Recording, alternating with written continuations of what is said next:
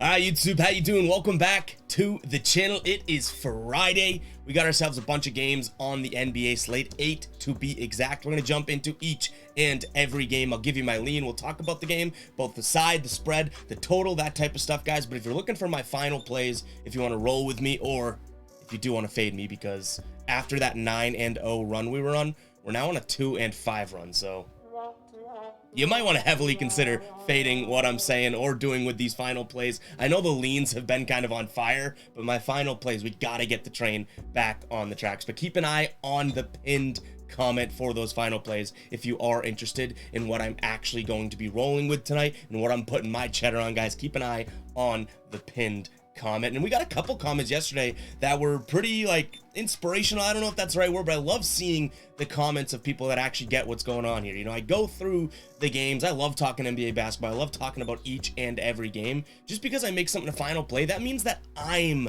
most confident in that, right? But all the stats and the research and what I say about the games in this video, that's for you guys to use and mold into whatever you want to build your own confidence in your picks for the night, right? Like, that's the value. The final plays truly are like, if you want to roll with me, if you want to fade me, that type of thing. So make sure to keep that in mind, guys. No one's forcing you to hit place bet, the button or whatnot. You know, like, we're just out here entertaining, having a good time, and I'm telling you what this dumb brain is doing. So hopefully you guys do understand that. And I've been loving the new comments and all the likes and whatnot, guys. You guys have been supporting the channel in the last few weeks like crazy. I cannot thank you guys enough for that. But no more rambling here before I start to tear up and get emotional. Let's jump into the first game here. We have the Pistons taking on the Hornets. Pistons 1.5 point favorites at home. Total sitting at 241 right now. I've actually seen this at 241.5 on some other sports books, so this total is going up. Last time these two teams played was back in mid-December. Detroit won 141 to 134.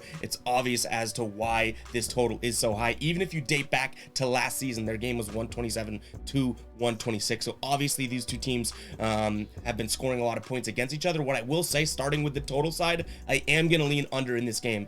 4 of the last 6 games for Charlotte have gone under. 5 of the last 7 for Detroit have gone under here. Charlotte's coming off of a game last night in which they only scored 98 points against Charlotte, and Detroit's coming off of a game 3 nights ago where they only scored 105 points. So though these teams have no defense and have scored a decent amount of points at times during the season, it seems like the trend for both them is starting to slide a little bit under. So I'm going to lean under. I actually like that more than either side in this game. I guess I would roll Detroit because they're home and not on a back-to-back, but I don't want to tell you guys and lead you down a path where, you know, it makes it seem like I'm really confident in either side of the spread here. I would simply lean or slightly lean Detroit, but really if I have a final play in this game, it's probably going to be the under, but I might wait it out because we do see that line shifting a little bit towards a higher number than what we see right now in front of us.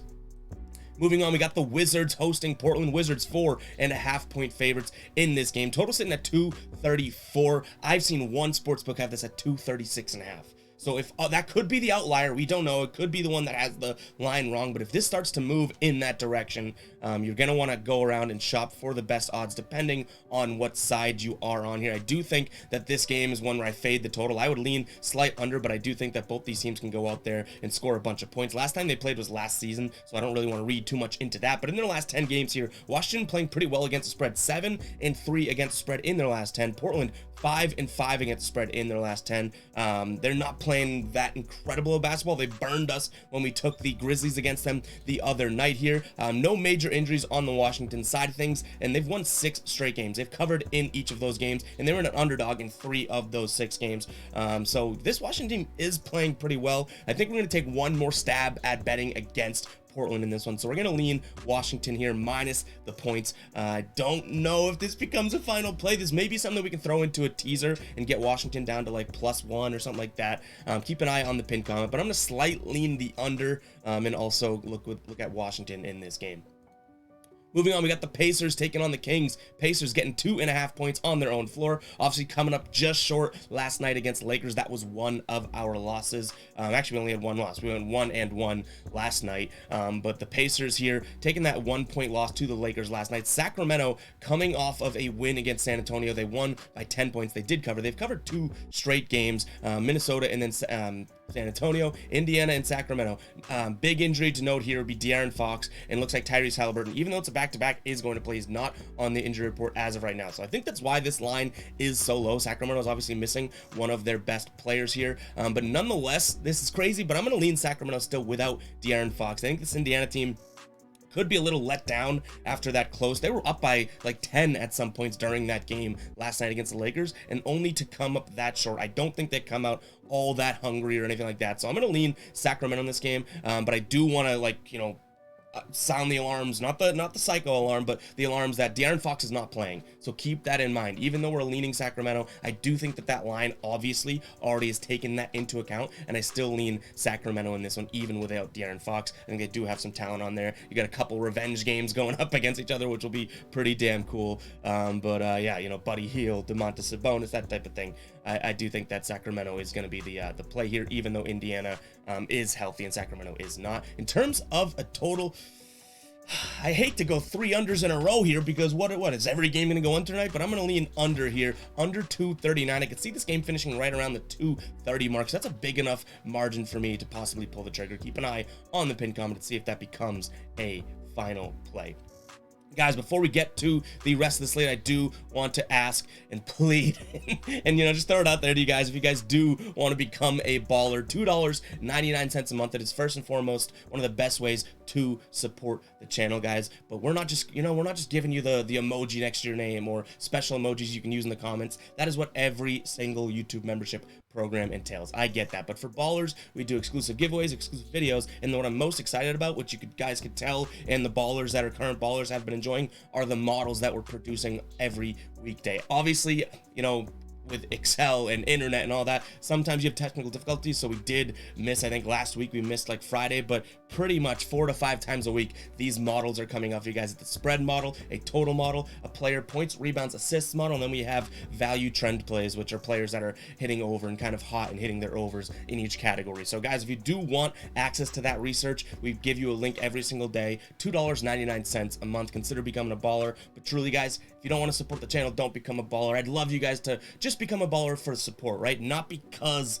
of the product you're getting. I want us to build this community and a relationship. So I know that's probably going to hurt me monetarily, getting people not to be a baller just for the research, but I do want to, you know, I want the ballers to feel like they're a baller. You know what I mean? Maybe that's too like sappy, but that's where my head's at right now. Maybe I'm the crazy one.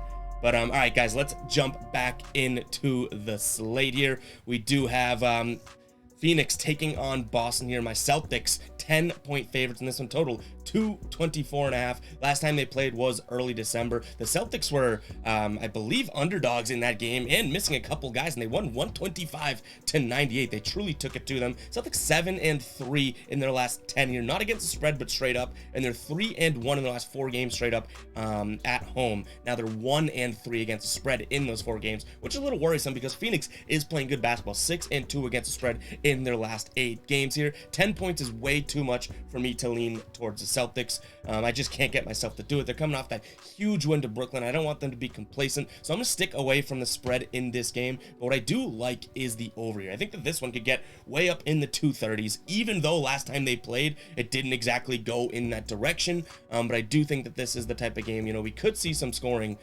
spark off, because I don't think the Celtics defense has been all that impressive as of late. I think we may be putting too much stock into that Brooklyn game there. So I'm going to lean the over in this one.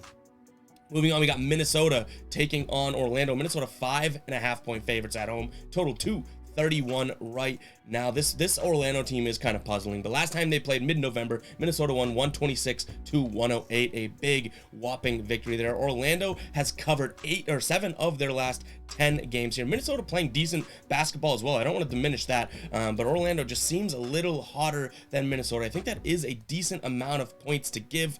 I'm going to lean Orlando here very slightly. If this was 6.5, I think I'd be all over it. But for whatever reason, at 5.5, it's not enough for me to be excited or ecstatic about. So I'm gonna stick with my lean of Orlando. But I really, truly do wish that we had another point in this total, especially looking at the model and everything like that. I do think that would definitely be beneficial. But I'm gonna lean Orlando still, nonetheless. And then in terms of a total, I'm gonna look at the under again.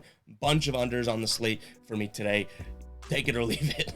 Moving on, we got Philly traveling to San Antonio. San Antonio getting 10 points, total 35 in this game. In their last 10 games, Philly 5-5 against the spread, but in their last 5, they're 3-2 on the road. San Antonio not playing well, 2-5 in the last 7 at home against the spread here. That being said, it is a lot of points to give, but we saw San Antonio get 13.5 points against the Clippers and still not cover. I think this Philly team is better than the Clippers. Now, Joel Embiid is questionable, so I truly can't judge whether that 10 points is accounting for him to play or not as of right now, but I am going to lean Philly in this one because really that Clippers game where the Clippers were 13.5 point favorites and still covered, I think that this Philly team is better than the Clippers team, so none, like, you know, ipso facto, whatever you want to say, they should cover that line.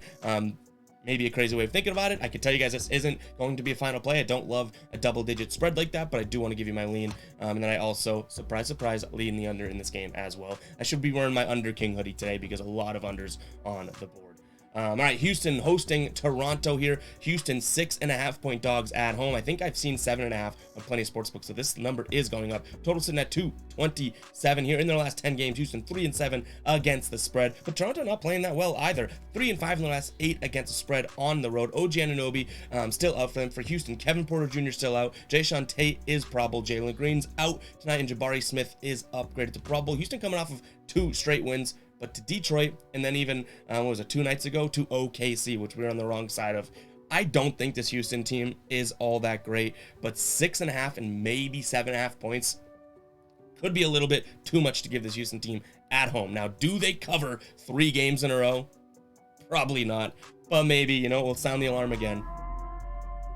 Maybe we're crazy enough to pull the trigger here. We're going to go to Houston plus 6.5, but I'm almost saying plus 7.5 because we have seen that line. And then in terms of a total, I don't really love anything here. Maybe I look at the over, but this is not a final play worthy in my brain.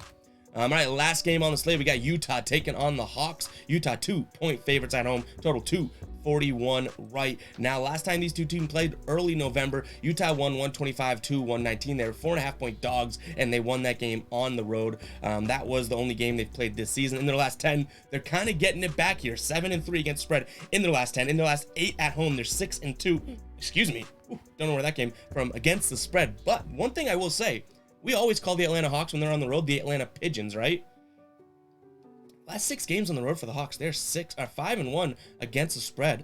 No injuries for them here. I think that this Atlanta team could kind of get things going, so I'm going to lean Atlanta on the road, which I barely ever have done in my YouTube career, right? Atlanta on the road. I also like the under in this game. Again, we like all unders except for that Boston game, 4 and over here. But Atlanta on the road, I get it. It's kind of crazy, but I think that they win this game outright. So I'm going to lean that way, guys. Hope you guys do enjoy the video. Hit that subscribe button, hit that like button. We'll catch you guys in the next video, all right? Peace out.